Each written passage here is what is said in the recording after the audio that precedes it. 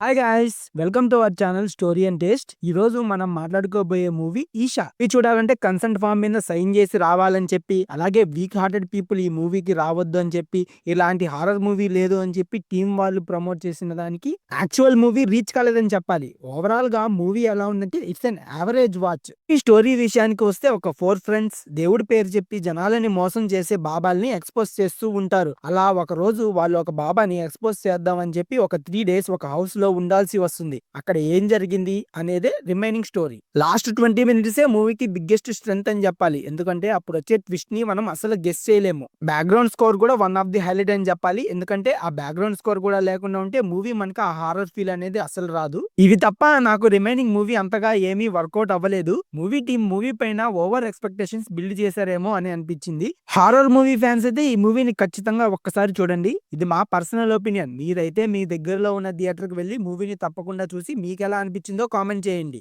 ఈ వీడియో నచ్చితే లైక్ చేయండి అండ్ మరిన్ని ఇలాంటి వీడియోస్ కోసం ఛానల్ ని సబ్స్క్రైబ్ చేసుకోవడం అయితే మర్చిపోవద్దు. మళ్ళీ నెక్స్ట్ వీడియోలో కలుద్దాం. అంతవరకు గుడ్ బై.